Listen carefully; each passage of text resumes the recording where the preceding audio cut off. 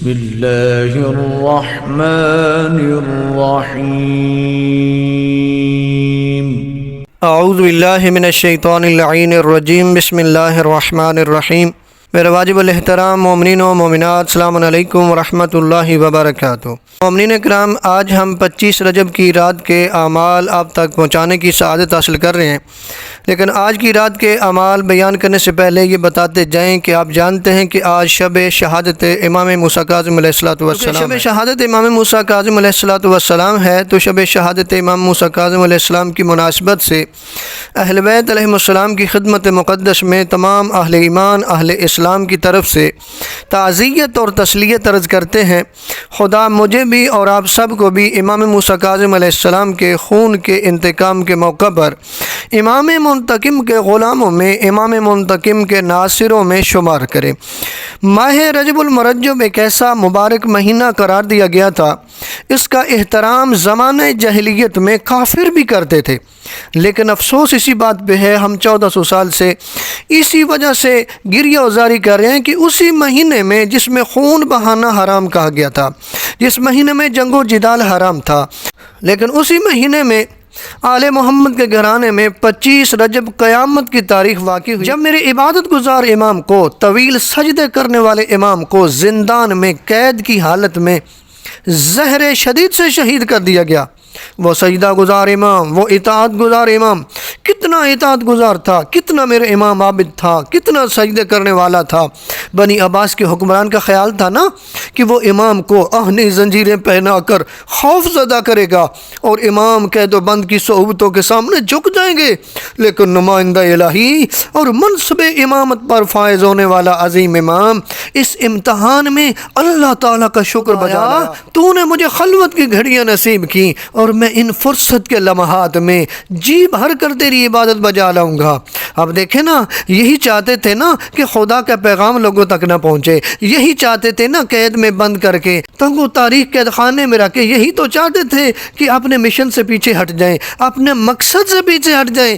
میرے امام اتنے سخت قید خانے میں خدا کا شکر بجا لا رہے ہیں۔ پروردگار تیرا شکر ہے کہ مجھے فرصت بھی ملی، مجھے تنہائی بھی ملی، میں جی بھر کر تیری عبادت کروں گا اور تیرا شکر ادا کروں گا۔ خدایا تو نے مجھے کتنا مقام عطا کیا، تو نے مجھے کتنی عزت عطا کی، تو نے مجھے کتنی شان عطا کی۔ اتنا میرا عبادت گزار امام اتنی سختیوں کے باوجود بھی جو خدا کی عبادت کر رہا تھا، ہم 1400 سال سے اسی لیے یہ درد بیان کر رہے ہیں، اسی لیے گریہ وزاری کر رہے ہیں۔ یہ جو اتنا عابد امام تھا، یہ جو اتنا ساجد امام تھا، جو اتنی خدا کی عبادت کرنے والا امام تھا، جو عام ہستی نہیں تھی، رسول خدا کا لخت جگر تھا، اس کو ظالموں نے زہر شدید سے شہید کر دیا۔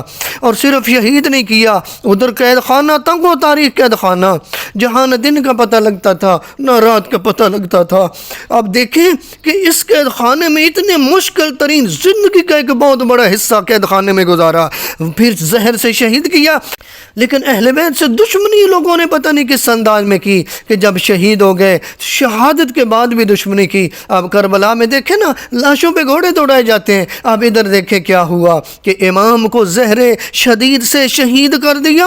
شہادت کے بعد کوئی جنازہ اٹھانے والا نہیں، جنازہ اٹھانے کے لیے تاریخ کہتے ہیں مزدور منگائے گئے، مزدوروں نے جنازہ اٹھایا۔ آگے ایک شخص جنازے کے آگے چل رہا تھا اور بلند آواز سے کہہ رہا تھا، یہ رافضیوں کے امام ہیں، انہیں اچھی طرح سے پہچان لو۔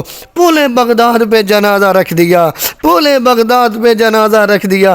وہ تو سلمان نام کا ایک شخص تھا کہ جس نے اچھا کفن بھی دیا، جس نے دفن بھی کر دیا، لیکن انہوں نے تو کسر نہیں چھوڑی نا ظلم کرنے کی، زہر بھی دے دی، تنگ و تاریخ قید خانہ بھی ہے، جنازہ بھی مزدوروں نے اٹھایا، پولے بغداد پہ بھی رکھ دیا۔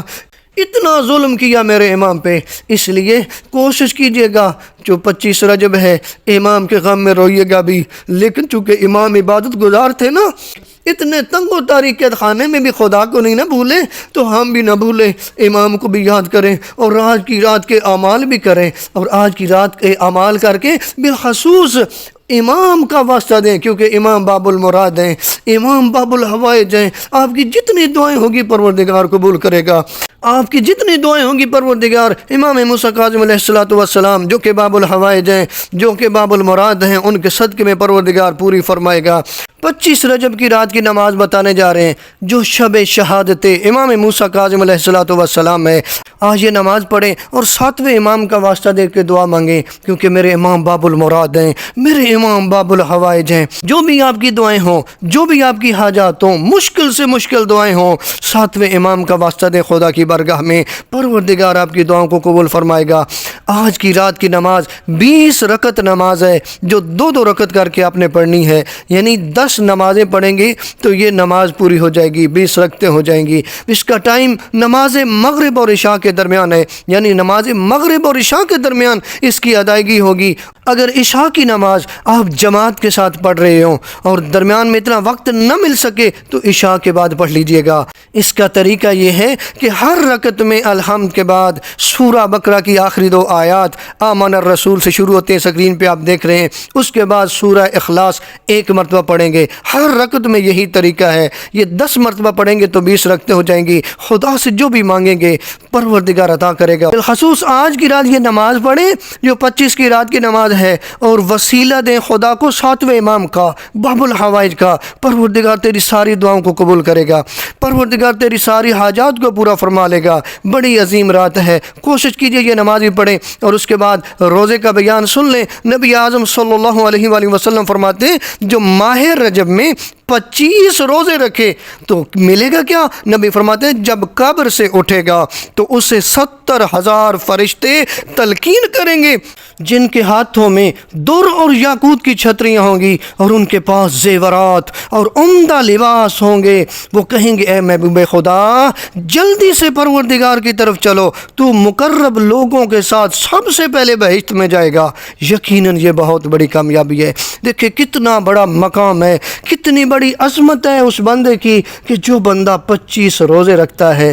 یہ نماز بھی پڑھیں، اعمال کریں، اپنے خدا کو یاد کریں، اور 7ویں امام کے وسیلے سے دعائیں کریں۔ پروردگار آپ کی تمام دعاؤں کو قبول فرما لے گا۔ پروردگار باب الحوائج امام موسیٰ کاظم علیہ السلام کے صدقے میں ہم سب کی تمام تر جائز دعاؤں کو قبول فرمائے۔